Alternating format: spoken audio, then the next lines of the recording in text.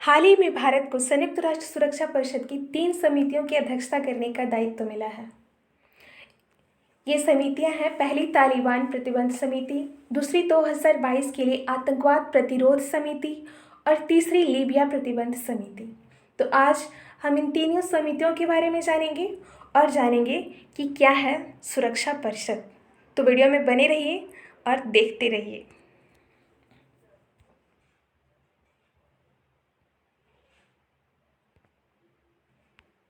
पिछले वर्ष भारत को संयुक्त राष्ट्र सुरक्षा परिषद का अस्थायी सदस्य चुना गया है।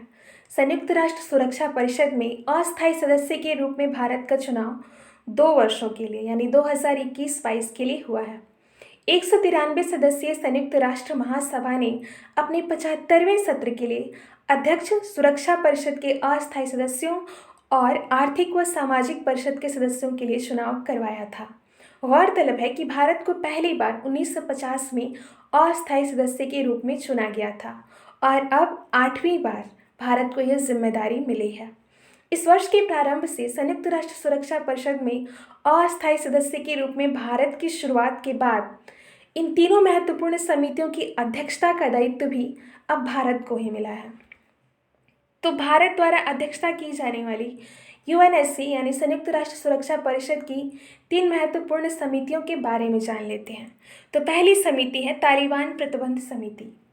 इस प्रतिबंध समिति की स्थापना 17 जून 2011 सुरक्षा परिषद के संकल्प 1988 के तहत की गई थी।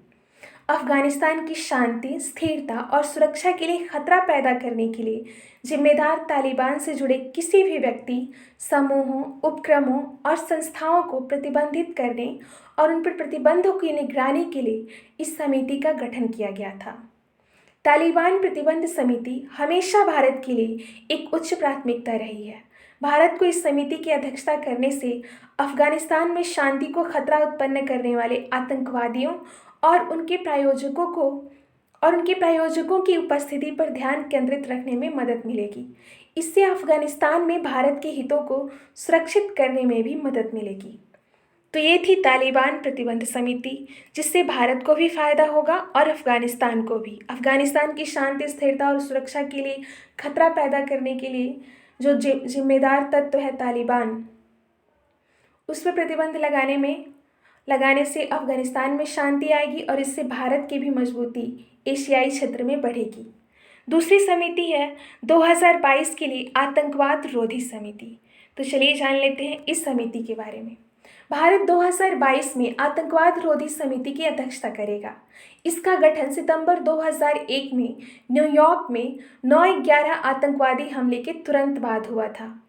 इसे सुरक्षा परिषद के संकल्प 1373 के तहत स्थापित किया गया था। किसके तहत? 1373 के तहत। भारत ने 2011-12 में भी सुरक्षा परिषद में इस समिति की अध्यक्षता की थी, यानी कि इसके पहले भी भारत इसकी अध्यक्षता कर चुका है 2011-12 में। इस समिति की अध्यक्षता भारत के लिए एक विशेष महत्व रखती है। यह समिति केवल आतंकवाद से लड़ाई में ही नहीं, बल्कि सीमा पार आतंकवाद से लड़ने में भी सहायक है। और भारत सीमा पर आतंकवाद किसे मालूम नहीं है? भारत सीमा पर पाकिस्तान के आतंकवाद से पीड़ित देशों में से एक है। तीसरी समिति है लीबिया प्रतिबंध समिति।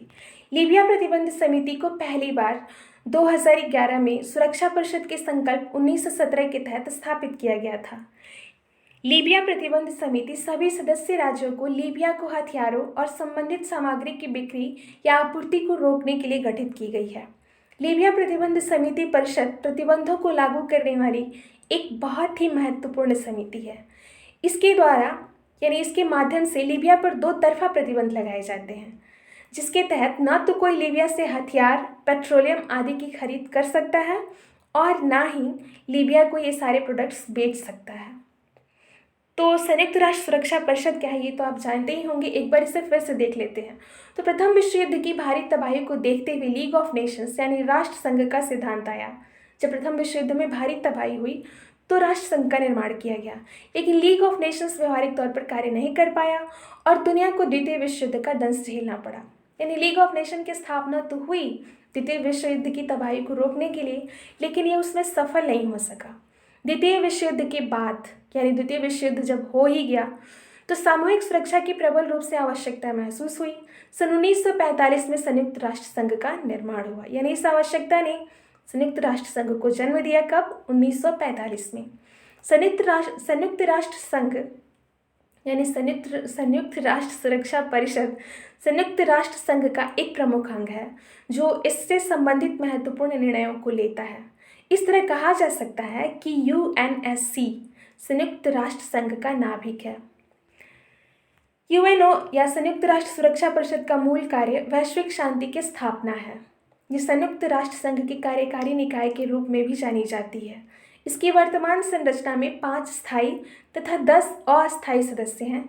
इसके 5 स्थायी सदस्यों के पास वीटो पावर है। वीटो पावर ये होता है कि अगर इन 5 सदस्यों में से किसी एक ने भी किसी प्रस्ताव का विरोध कर दिया तो वो प्रस्ताव असफल हो जाएगा, यानी वो प्रस्ताव पास नहीं होगा।